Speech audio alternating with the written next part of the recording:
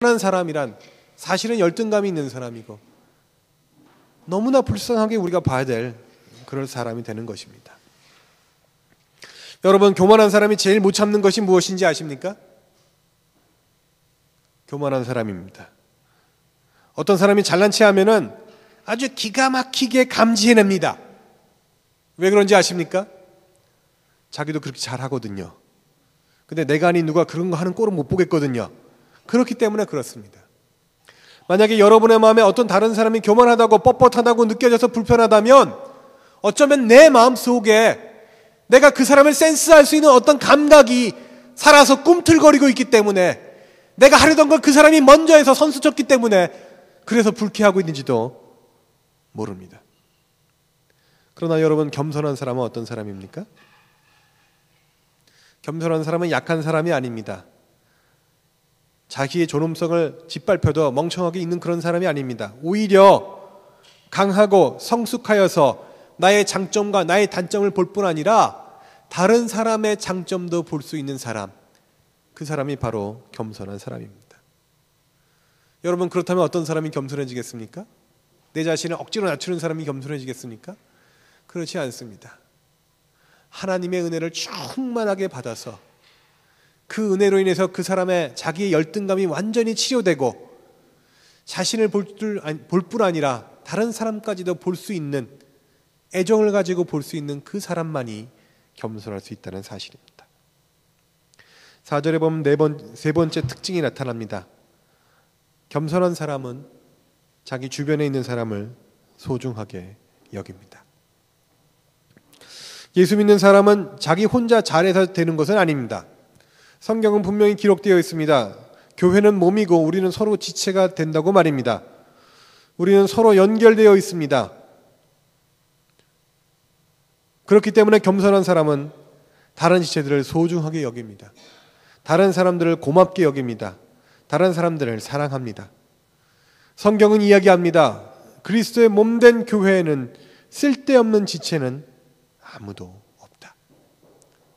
여러분, 정상적인 건강한 신앙생활 하기를 원하십니까? 그렇다면 여러분의 그 신앙생활을 위해 여러분의 옆에 있는 사람들이 필요합니다. 왜냐하면 그 사람들이 그리스도를 머리로 하는 온전한 교회를 이루어서 내가 그 안에서 온전히 자랄 수 있도록 돕기 때문에 그렇습니다. 그래서 다른 지체들이 필요하고 교회 모임이 필요하고 소그룹이 필요한 것입니다. 우리 사랑하는 세움교회 성도 여러분, 사람은요, 일평생 공동체를 떠나서는 살 수가 없습니다. 우리는 늘 다른 사람과 어울려 살 수밖에 없는 사회적인 존재입니다.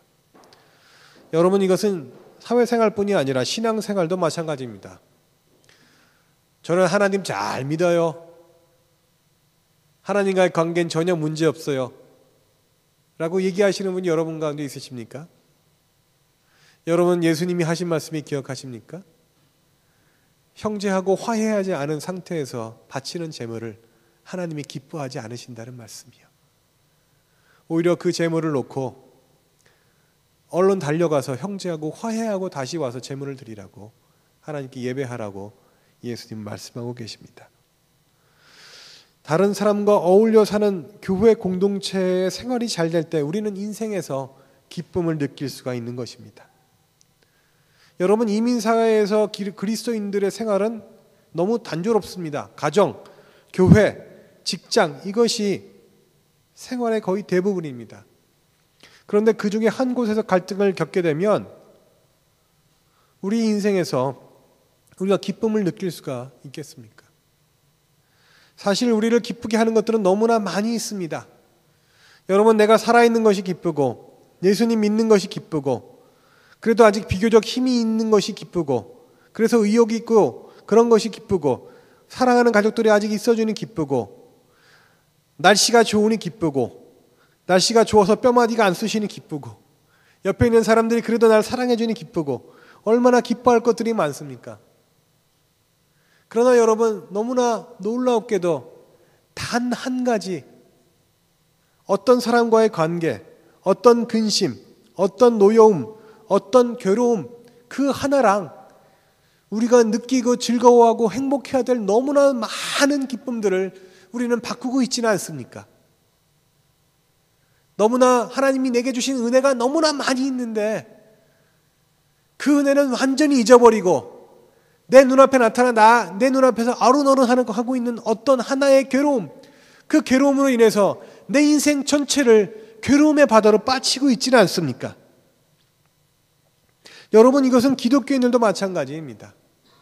예수님 믿었다고 이야기하지만, 그 은혜가 고맙다고 이야기하지만 정작 기도할 때 보면 그 은혜로 인한 고마움은 어디론가 사라져버리고 지금 내 눈앞에서 그저 살랑살랑 꼬리를 치고 있을 뿐인데 그 두려움, 그 근심, 그 괴로움, 그것 때문에 내 마음을 완전히 송두리째 빼앗겨버리고 눈물 흘리며 괴로워하며 땅을 치고 있지는 않습니까?